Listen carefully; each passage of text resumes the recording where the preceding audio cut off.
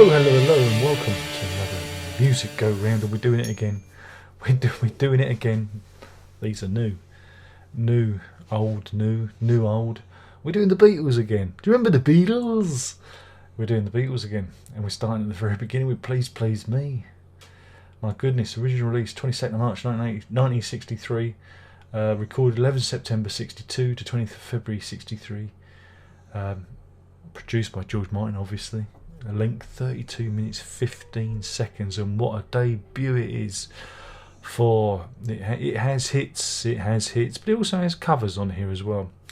And again, the thing about this record, I mean, I wouldn't say I'm a big fan of the early Beatles. I like it when you get to that transitionary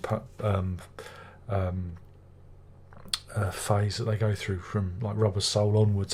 That's where I kind of pick up with the band. But we have to start at the beginning.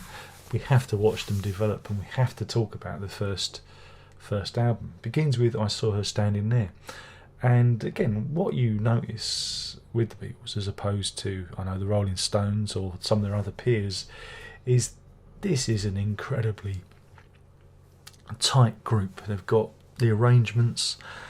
There is no fat. It is just, they are good at what they do with the harmonies, with the guitars.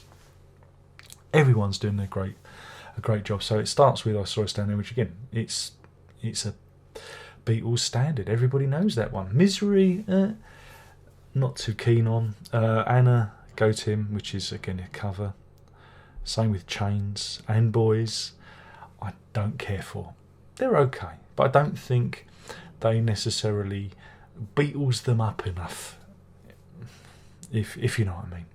"Ask Me Why" is another one I'm not too keen on, but we hit "Please Please Me," which again is another of, it was the title of the album. It's the eponymous track, is it not? And these songs whiz by.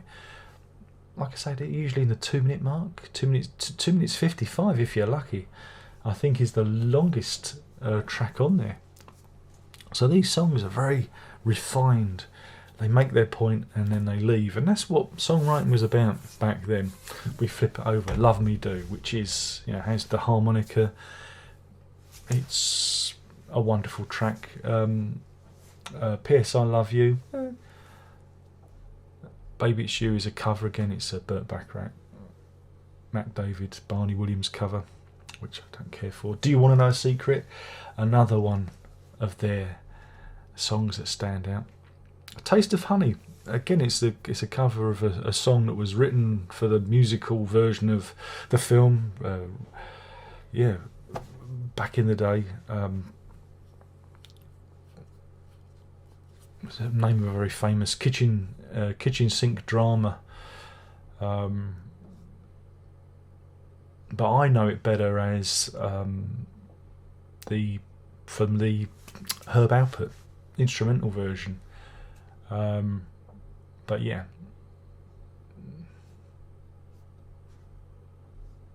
I don't think it's very good. I don't enjoy it. "There's a Place," again, it's one of the lesser remembered tracks, but again, I think it's quite classic. And it finishes on probably their best cover on this record, "Twist and Shout," which again they really make their own, and of course has been covered by many other people. The thing about the record is it just shows you how rock and roll at that point in time was heavily influenced by America, and they hadn't really found their Beatles voice, and that comes, even though they've got their own songs on there. They're kind of following the template of the music they've been listening to. They're heroes, and that's what we get on this record. I'm not saying it's a bad record. It's a great record, but for me, it's not where the Beatles are interesting. They're a pop band. They're making tunes that you can dance to. Tunes that people want to sing, and they're very, very successful. Of course, we have the Ringo Starr song. He gets a song on the album with "Boys," that cover.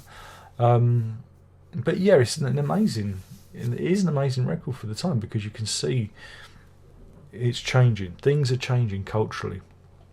Now we're moving away from the 50s rock and roll to a more rough and ready, you know, version. You know, and again with the Beatles working hard in Hamburg and refining their act, you can see it here. Very professional. You cannot fault the musicianship or the production of this record. It's brilliant for what it is. There we go. We've got to thank George Martin, but it's not one I'd necessarily go back to. I enjoy the hits. Who doesn't? It's the Beatles. One of the greatest, the greatest rock band in the world. Let's not argue about it. We know that's the truth. So yeah, I mean, I'm going to give it top marks. I'm going to give it 5. I'm going to give it 5 twist and shouts. Yeah, what the hell? I'm going to give it 5 twist and shouts out of 5 because it's the Beatles, and that's what you're going to get with these reviews. I cannot mark them down. I will when we get to the White Hub. But even so, it's the Beatles, and we cannot complain. And of course, you've got to remember that Ringo didn't play the drums on all of these. So the Wikipedia page gives you all the information. Andy White plays on Love Me Do and P.S. I Love You. Andy White also played on a lot of other hits from the day. For Tom Jones, he recorded It's Not Unusual and Shout by Lulu, as well as many other hits of the day, and that's quite interesting. Does a good job of pretending to be Ringo, I think. Alas, he died 5 years ago now. He made it to the grand old age of 85. So, but yeah, but he wasn't enough to get him into the history books as being another Beatle. Because he just appeared on the 2 songs. So there you go. But that's interesting. Again, it's the beginning of a new wave of rock and roll, and the Beatles are heralding it in, and everyone looks at the Beatles and go, we're going to do that. This is what's great about the record, because this begins the template for all the other bands out there that want to get in to the rock and roll business. The Beatles are there with the template, and everyone follows. So anyway, thank you for watching. My name is Darren Lott. There's only one more thing left to say, and that is ta-da!